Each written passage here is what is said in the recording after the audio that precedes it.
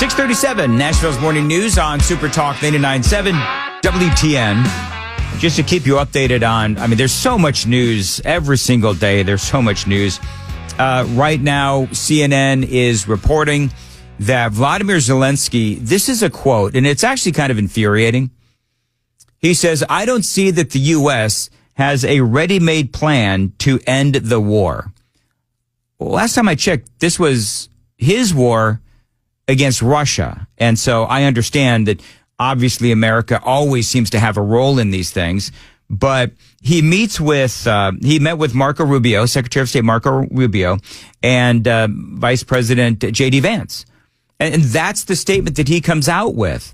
So I think that part of what's going on, and then we're going to get to E.J. Haust, part of what's going on is Donald Trump and Vladimir Putin, they've been having peace talks as well.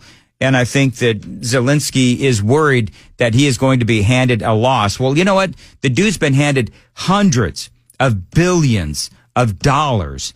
And so at some point, enough is enough. And I do believe that Zelensky is beginning to realize that at some point, this thing is going to have to come to an end. Say hello and good morning to E.J. Haust. E.J., happy Friday to you as always. It's been Happy Valentine's Day. Yes, happy Valentine's to you as well. EJ, hearkening back to an earlier conversation very quickly, are you a fan of the candy hearts or are you not? Joan and I are all in on the candy hearts. I'm in on the candy hearts as decorations, not as food. Yes. All right. Well, okay. All right. Well, that's, you know what, EJ, you're right on most things. You could be wrong about this. Totally kidding. Moving right along. I'm a chocolate girl. Sorry. Okay. Yeah. Okay. Darker milk. Dark most of the time. Yeah. I'm a big dark chocolate fan. All right. So moving right along to more important things. Just very quickly. You heard me talking about Zelensky, talking about how, the U.S. has no ready-made plan to end the war. And he says that after meeting with our Secretary of State and J.D. Vance, and I think that Zelensky might be beginning to panic because he sees Donald Trump and Vladimir Putin having conversations. And, honestly, I think most Americans would say, get these two to a table and figure this out. Yeah, I don't have any love for Zelensky. I feel terrible for the Ukrainian people, certainly. But that guy, he's worried his money train is going to be cut off, right? Yep. Because if this war ends, his money train is over. And to think that he's somehow a noble leader of Ukraine is silly. The guy's been corrupt for many, many years. That's not anything new. Also, remember, his power is in jeopardy. And if there's anything we know about world leaders all over the history of mankind, it's that power is ultimate in their brain, right? That's what they want always.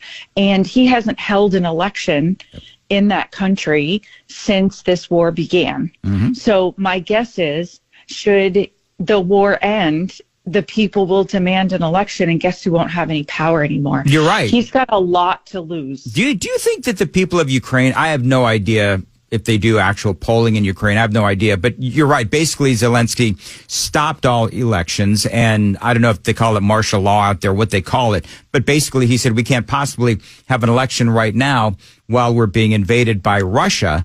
And I would be very curious to know if there's been any polling done for the people of Ukraine. Do they want Zelensky to continue to be their leader? Because I think that there's a lot of people in Ukraine that aren't fans of his. I don't think we could trust polling out of Ukraine anyway, because it would be controlled by his regime. So, unfortunately, I don't think that would be a scientific poll at any rate. But, I do find the timing of this particularly interesting. I find the fact that it was caught on camera. Now, think about this for a second. How many videos do we see weekly, monthly, of this war that has been going on for years now? Almost none, right? Like, we don't see a lot of footage of the war itself over here in America, but we saw this one. That's odd. We shouldn't see that. I just have so little trust for Zelensky and Putin. Like, I'm no lover of Putin either. Right. But I would also like to know, why is it the Americans? Why is it our job to fix their problem? Well, you're talking about, you're talking about, the propaganda, that kind of thing. Don't forget that through USAID, we have actually been paying for them to train journalists across the world. I'm going to air quote journalists across the world, including in Ukraine, where they've been basically peddling U.S. propaganda in Ukraine at taxpayers' expense.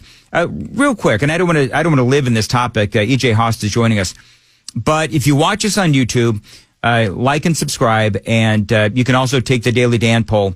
Today's poll: USAID, should it be completely dismantled, or should we basically fix it with more oversight?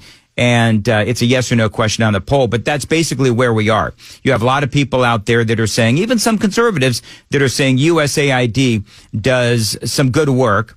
You've got others that are saying it needs to completely be shut down. And so I guess I would ask you, EJ, what do you think? Does USAID does enough good that it should be saved with more oversight? I don't know, and I don't think anybody knows if it does enough good. And so for that reason alone, you shut it down now. Mm-hmm. If there are programs that are valuable, they'll be valuable after we rebuild and put it under the U.S. State Department. So I don't think USAID as an organization has any credibility left as an agency. It'd be very difficult to kind of, if we polled the American people, I think most would say, yes, shut it down. Why is America responsible for feeding the world? Why does America have to give everyone all over the world all of their medicine? Why do we have to rebuild their economies, right? People are tired of that. And so no matter how noble or how wonderful it sounds on paper to do these things, and you see the pictures of the pallets of food and the children who are suffering and the woman with AIDS who's crying in front of the clinic. Okay, we get that. Those are images we've seen many times over the years. But after what, 2.6, is it $1 trillion over the years we've given African countries? They haven't changed. Right? What has happened with our U.S. aid in Europe? Well, we're talking, EJ, we're talking earlier about Afghanistan and the right. Hundreds of millions of dollars we sent to Afghanistan, and Afghanistan is literally right back to where it was over 20 years ago. It is insane. So just take Haiti. Haiti all by itself, a teeny tiny half an island in the Caribbean, and we've given billions upon billions of U.S. taxpayer dollars, and that's to say nothing for the charities that also give lots and lots of money, and it's still corrupt. The people are poor. It has no agriculture. It has no tourism because it's either corrupt and the money doesn't actually get there, or they use it wrong. Either way, let's cut that off. We need to stop doing that. It's almost like tough love. Rip the Band-Aid off and start over. 9-7 WTN. Which side are you on? So, EJ, have you been bemused, amused, or sickened by the behavior of the Democrats in the last couple of days? Amused. Okay, amused. It is amusing. I don't get mad anymore. I just find the whole thing, peculiar and funny. Do you know how lucky we are that they're reacting the way they are? Yep. They're exposing who they are. They are also exposing their lack of a playbook. They've got no counterattack whatsoever. They're stuck in this kind of hippie generation. All they know how to do is organize, scream, yell, sing silly songs, and they think that these attacks are actually going to work. I say keep it going by all means.